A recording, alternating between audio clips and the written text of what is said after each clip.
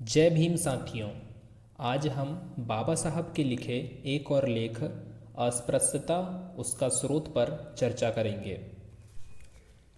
ऐसे लोगों की कमी नहीं है जो अस्पृश्यों के दयनीय स्थिति से दुखी हो यह चिल्लाकर अपना जी हल्का करते फिरते हैं कि हमें अस्पृश्यों के लिए कुछ करना चाहिए।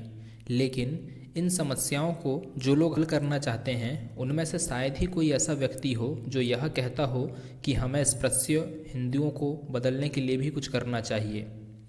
यह धारणा बनी हुई है कि अगर किसी का सुधार होना है तो वह अस्पृश्य का ही होना है, अगर कुछ किया जाना है तो वह अस्पृश्यों के प्रति किया जाना है, और अगर अस्पृश्यों को सुधार दिया जाए तो अस्पृश्यता की भावना मिट जाएगी। सवर्णों के बारे में कुछ भी नहीं किया जाना है। उनकी भावनाएं, आचार विचार और आदर्श उच्च हैं, वे पूर्ण हैं, उनमें कहीं भी कोई खोट नहीं है। क्या यह धारणा उचित है? यह धारणा उचित हो या अनुचित, लेकिन हिंदू इसमें कोई परिवर्तन नहीं चाहते। उन्हें इस धारणा का सबसे बड़ा लाभ यह है कि वे इस बात से आश्वस्त हैं कि वे अस्पृश्यों की समस्या के लिए बिल्कुल भी उत्तरदायी नहीं हैं। यह मनोवृत्ति कितनी स्वभाव अनुरूप है, इसे यहूदियों के प्रति ईसाइयों की मनोवृत्ति का उदाहरण देकर स्पष्ट किया जा सकता है। हिंदुओं की तरह ईसाई भी यह नहीं मानते कि यहूदियों की समस्या असल में ईसाइयों की समस्या है। इस विषय पर लुईस गोल्डिंग की टिप्पणी इस स्थिति को और अधिक स्पष्ट करती है। यहूदियों की समस्या असलियत में किस तरह ईसाइयों की समस्या है, इसे बताते हुए वह कहते हैं, जिस अर्थ में मैं यहूदियों की समस्या को असलियत में ईसाई समस्या समझता हूँ, उसको स्पष्ट करने के लिए बहुत ही सीधी सी मिसाल देता हूँ। मेरे ध्यान में मिश्रित जाति का एक आयरिश शिकारी कुत्ता आ रहा है। इसे मैं बहुत दिनों से देखता हूँ। यह मेरे दोस्त जॉन स्मिथ का कुत्ता है, नाम है पैडी। वह इसे बेहद प्यार करते हैं। पैडी को स्कॉच शिकारी कुत्ते नापसंद हैं। इस जाति का कोई कुत्ता उसके आसपास 20 गज दूर से भी नहीं निकल सकता, और कोई दिख भी जाता है तो वह भूंक भूंक कर आसमान सिर पर उठा लेता है। उसकी यह बात जॉन स्मिथ को बेहद बुरी लगती है, और वह उसे चुप करने का हर संभव प्रयत्न भी करते हैं, क्योंकि पैडी जिन कुत्तों से नफरत करता है वे बेचारे चुपचाप रहते हैं और कभी भी पहले नहीं भूंकते। मेरा दोस्त हालांकि पैडी को बहुत प्यार करता है, तो भी वह यह सोचता है कि जैसा कि मैं भी सोचता हूँ कि पैडी की यह आदत बहुत कुछ उसके किसी जाति विशेष होने पर उसके स्वभाव के कारण है। हमसे किसी ने यह नहीं कहा कि यहाँ जो समस्या है वह स्कॉच शिकारी कुत्ते की समस्या है, और जब पैडी अपने पास के किसी कुत्ते पर झपटता है जो बेचारा टट्टी पेशाब वगैरह के लिए ज़मीन सूंघ सांघ रहा होता है, तब उस कुत्ते को क्या इसलिए मारना पीटना चाहिए कि वह वहाँ अपने अस्तित्व के कारण पैडी को हमला करने के लिए उकसा देता है। हम देखते हैं कि यहूदी समस्या और अस्पृश्यों की समस्या एक जैसी है। स्कॉच शिकारी कुत्ते के लिए जैसा पैडी है, यहूदियों के लिए वैसा कोई ईसाई है, और वैसा ही अस्पृश्यों के लिए कोई हिंदू है। किंतु एक बात में यहूदियों की समस्या और ईसाई समस्या एक दूसरे की विरोधी है। यहूदी और ईसाई अपनी प्रजाति के एक दूसरे के शत्रु होने के कारण एक दूसरे से अलग कर दिए गए हैं। यहूदी प्रजाति ईसाई प्रजाति के विरुद्ध है। हिंदू और अस्पृश्य इस प्रकार की शत्रुता के कारण एक दूसरे से अलग नहीं हैं। उनकी एक ही प्रजाति है और उनके एक जैसे रीति रिवाज हैं। दूसरी बात यह है कि यहूदी ईसाइयों से अलग अलग रहना चाहते हैं।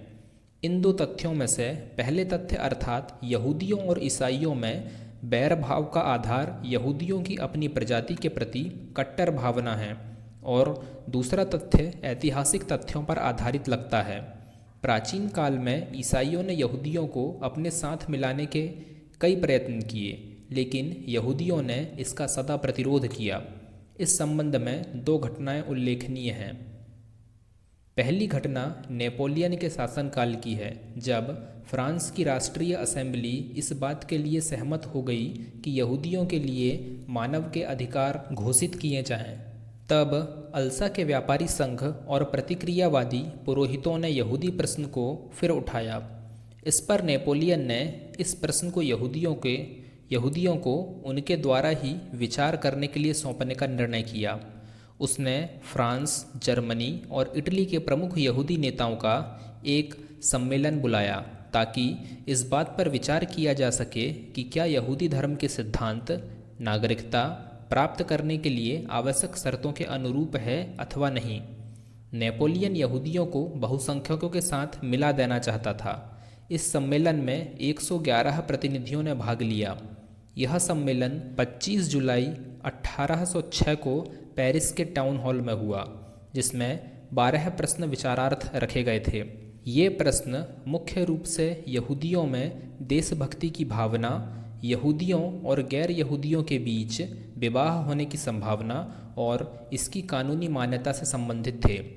सम्मेलन में जो घोषणा की गई उसमें नेपोलियन इतना प्रसन्न हुआ कि उसने यरूशलेम की प्राचीन परिषद के आधार पर यहूदियों की एक सर्वोच्च न्याय परिषद सैन हेड्रिन का आयोजन किया। उसने इसे विधानसभा का कानूनी दर्जा देना चाहा। इसमें फ्रांस, जर्मनी, हॉलैंड और इटली के 71 प्रतिनिधि शामिल हुए। इसकी अध्यक्षता स्ट्रासबर्ग के रब्बी सिंजेम ने की। इसकी बैठक 9 फरवरी 1807 को हुई और इसमें एक घोषणा पत्र स्वीकार किया गया, जिसमें इस बात के लिए सभी यहूदियों का आह्वान किया गया कि वे फ्रांस को अपने पूर्वजों का निवास स्थान मान लें, इस देश के सभी निवासियों को अपना भाई समझें और यहाँ की भाषा बोलें। इसमें यहूदियों और ईसाइयों के बीच विवाह संबंध उदार भाव से ग्रहण करने का भी अनुरोध किया गया, लेकिन इस घोषणा पत्र में यह भी कहा गया कि वे विवाह संबंध यहूदियों की धार्मिक महासभा द्वारा नहीं स्वीकृत किए जा सकें। यहाँ पर उल्लेखनीय है कि यहूदियों ने अपने और गैर यहूदियों के साथ विवाह संबंध होने की स्वीकृति नहीं दी। उन्होंने इन संबंध के विरुद्ध कुछ भी कार्रवाई न करने के बारे में सहमति मात्र दी थी। दूसरी घटना तब की है जब बटाविया गणराज्यों की स्थापना 1795 में हुई थी। इसमें यहूदी संप्रदाय के अति उत्साही सदस्यों ने इस बात पर दबाव डाला कि उन ढेर सारे प्रतिबंधों को समाप्त किया जाए जिनमें यहूदी पीड़ित हैं, किंतु प्रगतिशील यहूदियों ने नागरिकता के पूर्ण अधिकार की जो मांग की थी उसका एम्स्टर्डम में रहने वाले यहूदियों के नेताओं ने पहले तो विरोध किया, जो काफ़ी आश्चर्य की बात थी। उनको आशंका थी कि नागरिक समानता होने से यहूदी धर्म की सुरक्षा खतरे में पड़ जाएगी और उन्होंने घोषणा की कि उनके सहधर्मी अपने नागरिक होने के अधिकार का परित्याग करते हैं, क्योंकि इससे उनके धर्म के निर्देशों के अनुपालन में बाधा पहुंचती है। इससे स्पष्ट है कि वहाँ के यहूदियों ने उस गणराज्य के सामान्य नागरिक के रूप में रहने की अपेक्षा विदेशी के रूप में रहना अधिक पसंद किया था। ईसाइयों के स्पष्टीकरण का चाहे जो भी अर्थ समझा जाए, इतना तो स्पष्ट है कि उन्हें कम से कम इस बात का तो एहसास रहा है कि उनका यह प्रमाणित करना एक दायित्व है कि यहूदियों के प्रति उनका व्यवहार गैर मानवीय नहीं रहा है। परंतु हिंदुओं ने अस्पृश्यों के साथ अपने व्यवहार के औचित्य को प्रमाणित करने की बात तो कभी सोची ही नहीं। हिंदुओं का दायित्व तो बहुत बड़ा है, क्योंकि उनके पास कोई वास्तविक कारण है ही नहीं जिसके अनुसार वे अस्पृश्यता को उचित ठहरा सकें। वे यह नहीं कह सकते कि कोई व्यक्ति समाज में इसलिए अस्पृश्य है क्योंकि वह कोढ़ी है या वह घिनौना लगता है। वे यह भी नहीं कह सकते कि उनके और अस्पृश्यों के बीच में कोई धार्मिक बैर है जिसकी खाई को पाटा नहीं जा सकता। वे यह तर्क भी नहीं दे सकते कि अस्पृश्य स्वयं हिंदुओं में घुलना मिलना नहीं चाहते, लेकिन अस्पृश्यों के संबंध में ऐसी बात नहीं है। वे अर्थ में अनादि हैं और शेष में विभक्त हैं, लेकिन यह पृथकता, उनका पृथकवास उनकी इच्छा का परिणाम नहीं है। उनको इसलिए दंडित नहीं किया जाता है कि वे घुलना मिलना नहीं चाहते, उन्हें इसलिए दंडित किया जाता है कि वे हिंदुओं में घुल मिल जाना चाहते हैं। दूसरे शब्दों में हम यह कह सकते हैं कि हालांकि यहूदियों और अस्पृश्यों की समस्या एक जैसी है, क्योंकि यह समस्या दूसरों की पैदा की हुई है, तो भी वह मूलतः भिन्न है। यहूदी की समस्या स्वेच्छा से अलग रहने की है। अस्पृश्यों की समस्या यह है कि उन्हें अनिवार्य रूप से अलग कर दिया गया है। अस्पृश्यता एक मजबूरी है, पसंद नहीं।